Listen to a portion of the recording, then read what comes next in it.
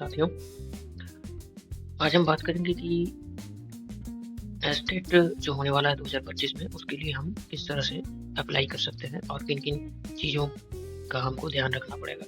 तो अप्लाई करने के लिए सबसे पहले हम गूगल क्रोम ब्राउज़र पे या फिर किसी दूसरे ब्राउज़र पे इस वेबसाइट पर आएँगे, जो कि है bsebsdet.org। एक बार जब हम इस वेबसाइट पर आएँगे, तो हमको इस तरह का यहाँ पर देखने को मिलेगा, जिसमें आप यहाँ पर स्पष्ट रूप से देख सकते हैं कि अप्लाई करने के लिए ये वाला जो बटन है ये आ चुका है। ये पहले नहीं था, ये अब आ चुका है। तो हम इस जगह पर क्लिक करेंगे और क्लिक करने के बाद हमारे सामने इस तरह का पेज खुलेगा, जिसमें आप यहाँ देख सकते हैं बिहार विद्यालय परीक्षा समिति लिखा हुआ है और यहाँ पर कुछ इन्फॉर्मेशन जो कि बहुत ही महत्वपूर्ण है। आपके पास यहाँ पर करेक्ट मोबाइल नंबर और ईमेल एड्रेस होना चाहिए और यहाँ पर लिखा हुआ भी है कि आपके मोबाइल और ईमेल एड्रेस पर आपको यूज़र आईडी और पासवर्ड साथ में रिसीव होगा। वो दोनों आपको एक साथ भेजा जाएगा।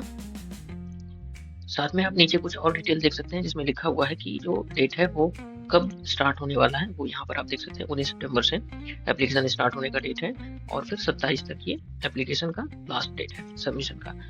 इसके बाद हम यहाँ पर दो और बटन आपको देखने के लिए मिलेगा, एक तो यहाँ पर रजिस्टर का और यहाँ पर लॉगिन का। तो सबसे पहले हम ये रजिस्टर वाले बटन पर क्लिक करेंगे और आप चाहे तो यहाँ पर भी जो टू रजिस्टर या ये ऑप्शन जो दिख रहा है, आप यहाँ पर टू रजिस्टर यहाँ पर भी क्लिक करके आप रजिस्ट्रेशन पोर्टल पर जा सकते हैं। रजिस्ट्रेशन पर क्लिक करने के बाद आपको इस तरह का यहाँ पर इंस्ट्रक्शन में कुछ देखने को मिलेगा, जिसमें बस आपको यही लिखा हुआ है कि आप या तो मोजिला फायरफॉक्स का इस्तेमाल करें या फिर गूगल क्रोम जो लेटेस्ट वर्जन है उसका आप इस्तेमाल करें यहाँ पे। तो आप इनमें से किसी एक अच्छे से ब्राउज़र जो कि आपका अपडेटेड हो उसका इस्तेमाल करें और फिर यहाँ पर आप इसको एक बार इंस्ट्रक्शन को क्लोज़ कर दें। क्लोज़ करने के बाद यहाँ आपको एक प्राइवेसी नोटिस देखने को मिलेगा। आपको बस यहाँ पर आई एग्री को क्लिक करके आगे बढ़ जाना है। बस इसमें यही बताया जा रहा है कि आपके कंसेंट के बाद ही आपका जो इन्फॉर्मेशन है ये कलेक्ट किया जाएगा। अब यहाँ से आपके फॉर्म भराने का प्रोसेस स्टार्ट हो जा रहा है। यहाँ पर आपको जो बेसिक इन्फॉर्मेशन है, कैंडिडेट का पर्सनल डिटेल है, वो यहाँ पर आपको फिल करना पड़ेगा। जैसे आप यहाँ पर कैंडिडेट का जो फर्स्ट नेम है उसको यहाँ पर आप फिल करें, फिर मिडिल नेम और फिर यहाँ पर लास्ट नेम। ये तीनों डालने के बाद यहाँ पर डेट ऑफ बर्थ डालें और फिर यहाँ पर जेंडर सेलेक्ट कर दें जो आपका जेंडर है। इसके बाद यहाँ एक मोबाइल नंबर और फिर उसी को दोबारा से यहाँ पर कंफर्म कर दें मोबाइल नंबर को। नीचे स्क्रॉल करेंगे तो स्क्रॉल करने के बाद आपको यहाँ पर ईमेल आईडी डालने का ऑप्शन आएगा और फिर वही कंफर्म ईमेल आईडी और इतना फिलअप करने के बाद आप यहाँ पर जनरेट ओटीपी पर क्लिक कर दें। जैसे ही आप जनरेट ओटीपी पर क्लिक करेंगे, जनरेट ओटीपी पर क्लिक करने के बाद आपको यहाँ पर एक कैप्चा ऑथेंटिकेशन का मैसेज आ सकता है। तो अगर ऐसा आपके पास मैसेज आ रहा है तो आप यहाँ पर जो कैप्चा लिखा हुआ है इस कैप्चा को आप यहाँ पर फिल कर दें, इस जगह पर फिल कर दें। आप फिल हो जाने के बाद फिर यहाँ पर सबमिट बटन पर इस जगह पर क्लिक करें। आपके फ़ोन और ईमेल पर एक ओटीपी आएगा और आप यहाँ पर जो ये ओके बटन लिखा हुआ है यहाँ पर अभी आप क्लिक कर दें।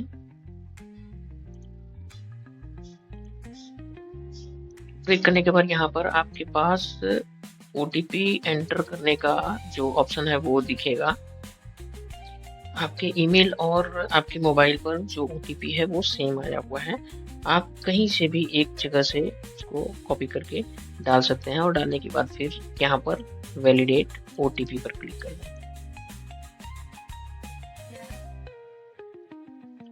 मेरा ओटीपी गलत हो गया है, मैं फिर से दोबारा से यहाँ पर टाइप करके डाल रहा हूँ।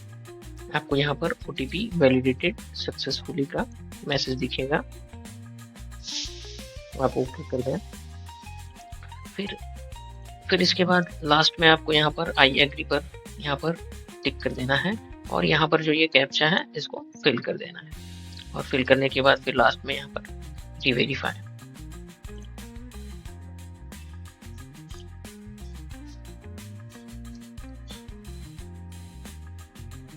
कैप्चा डाल के सबमिट करने के बाद आपको फिर से रजिस्ट्रेशन का डिटेल जो आपने फिलअप किया था ये आपको देखने को मिलेगा। यहाँ पर कैंडिडेट नेम, आपका मिडिल नेम, लास्ट नेम, ये सारा डिटेल आपको यहाँ पर देखने के लिए मिलेगा। आप एक बार वेरीफाई कर लें कि जो भी यहाँ पर दिया हुआ है, date of birth, name, mobile number, email, ये सारा कुछ सही है या नहीं। अगर सब कुछ सही है तो फिर आप यहाँ पर जितने भी यहाँ पर आपको ऑप्शन नज़र आ रहे हैं, जो बॉक्स दिख रहा है, ये सारे बॉक्स को आप टिक मार्क कर दें। सारे बॉक्स पर आप एक बार ऐसे करके आप एक एक करके आप टिक मार्क कर दें, और टिक मार्क कर देने के बाद सबसे लास्ट में फिर आप यहाँ पे ये सबमिट बटन पर क्लिक करते हैं। करने के बाद यहाँ आपको एक पॉपअप नजर आएगा जिसमें लिखा हुआ है कि एक बार इन्फॉर्मेशन अगर आप सबमिट कर देते हैं, यहाँ पर अगर आप ओके बटन पर क्लिक कर देते हैं तो दोबारा से किसी भी तरह से इसको एडिट नहीं किया जा सकता, इसको बदला नहीं जा सकता है। तो अगर सारा कुछ डिटेल आपका यहाँ नीचे दिया हुआ वो सही है तो फिर आप यहाँ पर फाइनली ओके पर आपका रजिस्ट्रेशन कंप्लीट हो जाने के बाद आपको यहाँ पर एक बार सारा डिटेल फिर से नजर आएगा। रजिस्ट्रेशन नंबर यहाँ नजर आ जाएगा और यही नंबर आपको एसएमएस के थ्रू भी आपके मोबाइल पर और ईमेल आईडी पर एक साथ भेज दिया जाएगा। अब आपको यहाँ पर गो टू एप्लीकेशन जो बटन है आपको उस पर क्लिक करना है। ये जो फॉर्म फिलअप होगा इसमें कई सारे स्टेप्स हैं, जिसमें अभी हम लोग पर्सनल डिटेल पर काम किए। फिर यहाँ पर एडिशनल डिटेल डालना होगा, फिर कम्युनिकेशन डिटेल, फिर क्वालिफिकेशन, इसके बाद डॉक्यूमेंट अपलोड करने के बाद पेमेंट होगा। फिर आपका ये जो एप्लीकेशन है ये कंप्लीट हो जाएगा। तो इतने सारे प्रोसेस को हम लोग देखते हैं, बारी बारी से करते हैं। यहाँ आप आगे बढ़ेंगे तो आपको यहाँ पर यही नेशनलिटी, यहाँ पर आप इंडियन सेलेक्ट कर दें। यहाँ पर आप अगर बिहार के हैं तो यस कर दें, अगर आप बिहार के अलावा दूसरे स्टेट के हैं तो आप फिर नो कर दें। नो करने के बाद आगे आप देखिएगा कि अगर आप यहाँ के हैं, बिहार के हैं, तो यहाँ पर आपको डिस्ट्रिक्ट का नाम नजर आएगा। आप जिस डिस्ट्रिक्ट से हैं बिहार में वो डिस्ट्रिक्ट आप सेलेक्ट कर दें। यहाँ पर जिस भी डिस्ट्रिक्ट पूरा नाम यहाँ पर दिया हुआ है, और अगर आप इसके अलावा दूसरे जगह से हैं तो फिर आप ये अदर वाला ऑप्शन यहाँ पर चूज कर लें। इसके बाद आप देखेंगे कि अगर आप यहाँ पर यस करते हैं बिहार स्टेट के तो आपको यहाँ पर बिहार का स्टेट नजर आएगा और साथ में कोड भी देखने को मिलेगा। तो आप जिस भी स्टेट से हैं आपको वो यहाँ पर सॉरी जिस भी डिस्ट्रिक्ट से हैं आप वो यहाँ पर डिस्ट्रिक्ट सेलेक्ट करते हैं। इसके बाद अगर आप बिहार से नहीं हैं तो जैसे ही आप यहाँ पर नो पर क्लिक करेंगे वैसे ये डिस्ट्रिक्ट वाला अदर स्टेट हो जाएगा और यहाँ पर आपको स्टेट चूज करने का ऑप्शन दिखेगा। आप यहाँ पर आकर के अपने स्टेट को, आप जिस भी स्टेट से हैं आप उस स्टेट को यहाँ पर चूज कर लीजिए। फिर यहाँ पर आगे यहाँ पर मीडियम ऑफ मतलब एग्जामिनेशन का मीडियम, आप हिंदी इंग्लिश किसमें एग्जाम देना चाहते हैं। अगर आप हिंदी में देना चाहते हैं तो हिंदी, इंग्लिश में देना चाहते हैं तो आप इंग्लिश। फिर कैटेगरी यहाँ पर आपको कैटेगरी चूज करना है। अगर आप यहाँ पर नो करके रखते हैं, मतलब बिहार स्टेट के अगर आप नहीं हैं तो कैटेगरी में आपको यहाँ पर एक मात्र जनरल दिखाई पड़ेगा, और अगर आप यहाँ पर यस चूज करके रखते हैं तो उस कंडीशन में आपको जो कैटेगरी नजर आएगा वो सारा कैटेगरी नजर आएगा, जनरल से लेकर के ईबीसी तक। आप जिस कैटेगरी से बिलोंग करते हैं आप वो कैटेगरी यहाँ पर आप फिलअप कर दें। नेक्स्ट आप अगला ऑप्शन को देखेंगे तो यहाँ पर आपको ये बैंक डिटेल डालने को है, फिर यहाँ पर ब्रांच, फिर अकाउंट नंबर, ये फिर IFSC कोड, ये सब इंफॉर्मेशन आप यहाँ पर फिल कर सकते हैं।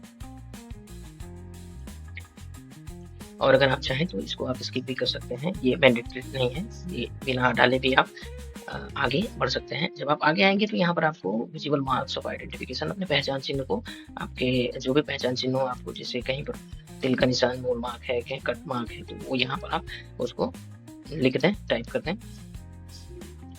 इस जगह पे।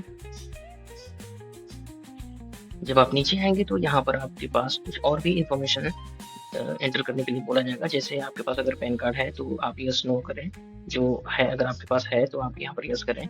यस अगर आप करेंगे इस जगह पे तो फिर आपको पैन कार्ड यहाँ पर डालने के लिए बोला जाएगा, एंटर करने के लिए बोला जाएगा। यहाँ पर पैन कार्ड नंबर और फिर यहाँ पर पैन कार्ड में प्रिंटेड नेम, अगर आपके पास है तो आप यस करें, नहीं है तो फिर आप यहाँ पर नो पर क्लिक कर दें। उसी तरह से अगर ड्राइविंग लाइसेंस है तो आप यस करें, नहीं है तो फिर आप नो पर क्लिक कर दें।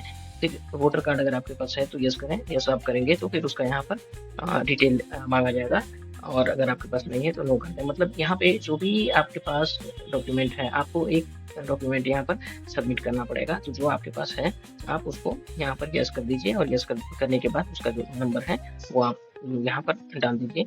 जैसे कुछ भी अगर आपके पास इन सब में से नहीं है तो आप आधार कार्ड अगर आपके पास है तो फिर आप ये यहाँ पर अदर वाले पे कर दें, do you have other valid ID card issued by government. यहाँ पर आप आधार टाइप कर दीजिए ID टाइप में, और यहाँ पर आप आधार नंबर डाल दीजिए। अगर आपके पास ये सारा जो ऊपर में दिया हुआ है, ये इनमें से PAN card, driving licence, voter या फिर पासपोर्ट या फिर बैंक पासपोर्ट जिसमें भी फोटो चिपका हुआ हो और सारा कुछ स्पष्ट हो, ये नहीं है, इसके बाद आप ये करें।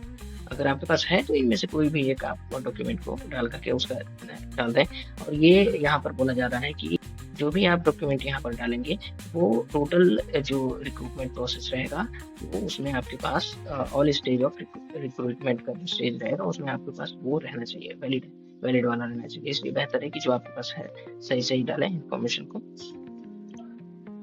फिर आपको इस जगह पर क्लिक कर दें और क्लिक करके यहाँ पर सेव एंड नेक्स्ट पर क्लिक कर दें। ये यहाँ पर क्लिक करने का मतलब है कि आप अपनी स्वेच्छा से आप अपने आइडेंटिटी को, मतलब जो भी आप आइडेंटिटी कार्ड यहाँ पर अटैच कर रहे हैं, जो भी आप दे रहे हैं वो आप स्वेच्छा से दे रहे हैं, कोई जबरदस्ती नहीं है, आप अपनी सहमति से आप सबमिट कर रहे हैं। बस आप यहाँ पर सबमिट कर दें, सेव एंड नेक्स्ट कर। अगले पेज पर आप आएंगे तो ये पर्सनल डिटेल वाला हमारा सेक्शन कंप्लीट हो गया है। हम एडिशनल डिटेल पे हैं। यहाँ पर अगर आप एक्स सर्विसमैन हैं तो यस करें, अदरवाइज आप नो करें। इसके बाद आपके पास अगर डिजेबल है किसी भी तरह का तो आप यस करें, अदरवाइज आप यहाँ पर नो करें। फिर यहाँ पर सेव एंड नेक्स्ट, यहाँ पे आपको डाटा सेव सक्सेसफुली का मैसेज आएगा, आप ओके कर दें। अब हम यहाँ पर तीसरे कम्युनिकेशन डिटेल वाले सेक्शन में आ चुके हैं। यहाँ पर आपको एड्रेस, अपना पहला लाइन एड्रेस का दूसरा लाइन, और यहाँ पर कंट्री में इंडिया सेलेक्ट कर दीजिए। स्टेट में आप जो भी जिस स्टेट से हैं वो आप, करस्पॉन्डेंस एड्रेस का यहाँ पर बात किया जा रहा है तो पत्राचार का जो पता है वो यहाँ पर आप भर दें। और फिर यहाँ पर नीचे आप स्क्रॉल करेंगे, नीचे आएंगे तो आपको फिर यहाँ पर जो परमानेंट एड्रेस है वो डालने का ऑप्शन यहाँ पर नजर आएगा। परमानेंट एड्रेस को अगर डाल दें, अगर आपका दोनों एक ही है, सेम है, तो फिर आप यहाँ पर यस कर दें। डिटेल फिलअप करने के बाद फिर यहाँ पर सेव एंड नेक्स्ट पर क्लिक करें। डाटा सेव सक्सेसफुली, ओके करें।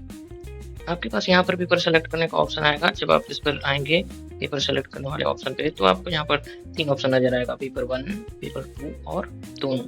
आप जो भी देना चाहते हैं, पेपर 1, 2 या फिर दोनों देना चाहते हैं, आप उसको सेलेक्ट करते हैं। फिर यहाँ पर एक और ऑप्शन हाईलाइट होगा, आप इसमें और भी सिलेक्शन आप कर सकते हैं। जैसे ये जिस सब्जेक्ट से आप देना चाहते हैं, पेपर 1 या 2 आपने जो भी सिलेक्ट किया है उसका जो सब्जेक्ट होगा वो यहाँ पर आप सब्जेक्ट को चूज कर दें। यहाँ पर सारे सब्जेक्ट का लिस्ट नजर आएगा, हिंदी, उर्दू, बांग्ला, मैथिली, संस्कृत, तकनी, आपको जिस भी सब्जेक्ट में देना है। ठीक है, जैसे अगर मुझे साइंस में देना है तो मैं साइंस सिलेक्ट कर लूँगा। इसके बाद आप आगे देखेंगे मैट्रिकुलेशन 10th का यहाँ पर डिटेल आपको फिल करने के लिए बोला जा रहा है। यहाँ पर आपको यूनिवर्सिटी नेम या फिर बोर्ड का नेम, यहाँ पर आपको स्कूल का नेम, फिर रोल नंबर। ये रोल नंबर मैंडेटरी नहीं है बट फिर भी आप डाल दें। ये रोल कोड है, रोल नंबर यहाँ पर है। फिर यहाँ पर आपका ग्रेड परसेंटेज, फिर मार्क्स आपको जितना आया वो डाल दें। फिर मैक्सिमम मार्क्स यहाँ पर देखिए आप, ईयर किस ईयर में आपने पास किया, फिर जो डिवीजन है वो डिवीजन क्या आया, ये सारा डिटेल को आप यहाँ पर एक एक करके फिल कर दें। साथ ही आप नीचे स्क्रॉल करेंगे तो आपको यहाँ पर इंटरमीडिएट का जो डिटेल है ये भी आपको फिल करने के लिए ऑप्शन आएगा। ये सारा डिटेल आप एक एक करके फिल कर दें। यहाँ पर जो भी है बोर्ड का नाम, फिर स्कूल का नाम, फिर रोल नंबर, फिर जो है सब आप एक एक करके भर दें। भर देने के बाद आप और नीचे स्क्रॉल करेंगे तो नीचे आपको फिर यहाँ पर ग्रेजुएशन का डिटेल भरने के लिए बोला जाएगा। आप ग्रेजुएशन का डिटेल भी फिलअप कर दें। ग्रेजुएशन का डिटेल फिलअप हो जाने के बाद फिर यहाँ पर अगर आप पेपर 2 के लिए फिलअप कर रहे हैं तो आपकी पोस्ट ग्रेजुएशन का भी डिटेल आएगा, आप इसको भर दें। और इसके बाद फिर बीएड या इक्विवेलेंट का जो डिटेल है वो सारा कुछ आप एक एक करके यहाँ पर इस फॉर्म में भर दें फिलअप करने के बाद। इसके अलावा भी अगर आपके पास कोई क्वालिफिकेशन है तो उसका भी डिटेल आप यहाँ पर नीचे भर सकते हैं। और इतना भरने के बाद फिर हम सेव एंड नेक्स्ट पर क्लिक करेंगे और फिर अगले वाले पेज पर देखेंगे कि डॉक्यूमेंट में कौन कौन सा डॉक्यूमेंट की जरूरत है अपलोड करने के लिए। सेव एंड नेक्स्ट करने के बाद हम अगले वाले पेज पे आ जाएंगे। आप देख सकते हैं ये हमारा जो डॉक्यूमेंट और पेमेंट वाला सिस्टम है, हम वहाँ पर आ चुके हैं। मतलब कि हमको अब यहाँ पर जरूरत पड़ेगा कि कौन कौन सा डॉक्यूमेंट हमको यहाँ पर अपलोड करना पड़ेगा। तो आइए हम लोग देखते हैं एक एक करके कौन कौन सा डॉक्यूमेंट चाहिए। आप इसको नीचे धीरे धीरे स्क्रॉल करेंगे तो आपको फिर डॉक्यूमेंट के बारे में दिखेगा कि आपको यहाँ पर सबसे पहले आपको यहाँ पर जो है वो फोटो, रिसेंट पासपोर्ट साइज जो फोटो होता है वो यहाँ पर आप देख सकते हैं कि रिसेंट पासपोर्ट साइज फोटोग्राफ्स आपको यहाँ पर अपलोड करने के लिए पहले में ही बोला जा रहा है। फर्स्ट में ही आपको यहाँ पर पहला वाले में ये फोटो, दूसरे में आपको यहाँ पर सिग्नेचर नजर आएगा। और तीसरा जो आपके पास अपलोड करना है वो आपको कास्ट सर्टिफिकेट, अगर आपने रिजर्वेशन चूज किया है, बिहार के हैं तो आपको कास्ट सर्टिफिकेट और डोमिसाइल सर्टिफिकेट ये दोनों अपलोड करना पड़ेगा। अगर आपने बिहार का डोमिसाइल स्टेट जो है, अगर आप बिहार के नहीं हैं तो आपके पास ये दोनों का ऑप्शन नहीं आएगा, आपको ये दोनों डॉक्यूमेंट को अपलोड नहीं करना है। इसके बाद आप देखेंगे यहाँ पर 10th क्लास का आपको सर्टिफिकेट, फिर 10th क्लास का आपको मार्कशीट, फिर आप नीचे स्क्रॉल करेंगे तो आपको 12th क्लास का सर्टिफिकेट और 12th क्लास का मार्कशीट। ये 4 डॉक्यूमेंट यहाँ पर 10th और 12th का मार्कशीट सर्टिफिकेट, फिर ग्रेजुएशन का भी वही मार्कशीट और सर्टिफिकेट। ये आप एकदम स्पष्ट देख सकते हैं, आपको सर्टिफिकेट भी अपलोड करना है और आपको मार्कशीट भी अपलोड करना है, साथ में ये 10th का भी करना है, 12th का भी करना है और ये आपका ग्रेजुएशन या इसके जो इक्विवेलेंट है उसका भी करना है। आपको ये तीनों का सर्टिफिकेट और मार्कशीट दोनों ही डॉक्यूमेंट को यहाँ पर आपको अपलोड करना पड़ेगा। उसके बाद आप आगे देखेंगे यहाँ पर कि बीएड वाला जो ऑप्शन है, मतलब आप बीएड या इक्विवेलेंट वाला जो है यहाँ पर, तो इसमें आपको केवल एक सर्टिफिकेट बोला गया है। अभी तक जहाँ तक मैं देख पा रहा हूँ या आप भी देख पा रहे हैं कि हमारे पास बस बीएड का जो अपलोड करना है वो केवल हमारे पास सर्टिफिकेट ही अपलोड करने का ऑप्शन है। यहाँ पर सर्टिफिकेट आप देख सकते हैं, इसमें मार्कशीट का डिमांड नहीं किया गया है। तो आपके पास ये सारा डॉक्यूमेंट होना चाहिए। अगर आपके पास नहीं है तो फिर आप इसको अरेंज कर लीजिए और अरेंज करने के बाद फिर हम यहाँ पर आप देख सकते हैं हर एक में क्लिक हियर टू अपलोड का ऑप्शन आपको नजर आएगा। आप जिस डॉक्यूमेंट को भी अपलोड करना चाहते हैं आप यहाँ पर क्लिक करेंगे और क्लिक करने के बाद फिर यहाँ पर आप उसको अपलोड आप लोग कर सकते हैं। अब थोड़ा सा हम यहाँ पर बात करेंगे कि आपको कौन कौन सा, जैसे अगर आप इमेज आप अपलोड करना चाहते हैं, फोटो आप अपलोड करना चाहते हैं, तो फोटो का क्या आपके पास साइज होना चाहिए और कितने तरह किस किस फॉर्मेट में वो होना चाहिए। आप यहाँ पर स्पष्ट रूप से देख सकते हैं कि लिखा हुआ है कि आपका जो है ये रिसेंट पासपोर्ट फोटो होना चाहिए और ये बिल्कुल कलर होना चाहिए, ये ब्लैक एंड व्हाइट नहीं होना चाहिए। साथ में जो फोटो होना चाहिए वो पासपोर्ट साइज का और इसमें जो व्हाइट बैकग्राउंड होना चाहिए, बैकग्राउंड जो होना चाहिए वो यहाँ पर देखिए स्पष्ट लिखा हुआ है कि बैकग्राउंड व्हाइट होना चाहिए। आपको कलर बैकग्राउंड, कलर फोटोग्राफ होना चाहिए लेकिन बैकग्राउंड व्हाइट होना चाहिए। और इसका जो साइज दिया हुआ है वो आप देखिए यहाँ पर कि 80 KB से लेकर के 200 KB के अंदर में होना चाहिए। फिर ये आपका JPEG फॉर्मेट में होना चाहिए। फिर आपका जो इसका DPI होता है वो 200 DPI होना चाहिए। इसके बाद क्लियरली यहाँ पर मेंशन किया हुआ है कि 6 महीने से पहले का फोटो नहीं होना चाहिए। तो ये सारा टर्म कंडीशन फुलफिल हो जाने के बाद आप इस फोटो को यहाँ पर क्लिक करके आप अपलोड कर सकते हैं या फिर आप फोटोग्राफ्स को आप यहाँ पर ड्रॉप कर सकते हैं, कहीं और से ला करके यहाँ पर आप ड्रैग एंड ड्रॉप करके डाल सकते हैं। फिर आप इस फोटो को अपलोड कर पाएंगे। अगर हम बात करें सिग्नेचर की, तो सिग्नेचर जो आपका होना चाहिए वो सिग्नेचर भी यहाँ पर स्पष्ट लिखा हुआ है कि जो सिग्नेचर है वो आपका 50 KB से लेकर के 200 KB में और JPEG या फिर JPG कोई भी फॉर्मेट में हो वो चलेगा, कोई दिक्कत नहीं है। और आपका जो सिग्नेचर है वो रनिंग हैंड में होना चाहिए। ऐसा नहीं है कि आप जो है वो कैपिटल लेटर में, ब्लॉक लेटर में उसको लिख दें। ये ब्लॉक लेटर वाला जो है वो बिल्कुल ही गलत है, वो नहीं चलेगा। तो बाकी अगर डॉक्यूमेंट की बात करें तो जितने भी तरह के डॉक्यूमेंट यहाँ पर आपको अपलोड करने हैं उनका जो साइज है वो 100 से लेकर के 2 MB के बीच में होना चाहिए और ये जो साइज है वो इसके बीच होने के साथ साथ PDF फॉर्मेट होना चाहिए, तो ही ये अपलोड हो पाएगा। सारे डॉक्यूमेंट को अपलोड करने के बाद जब आप नीचे आएंगे तो आपको यहाँ पर आपका जो फी है वो यहाँ पर नजर आएगा और यहाँ से ठीक ऊपर आप देखेंगे तो आपको पेमेंट करने के लिए ऑप्शन भी ऑनलाइन वाला दिखेगा, उसको आप क्लिक करें।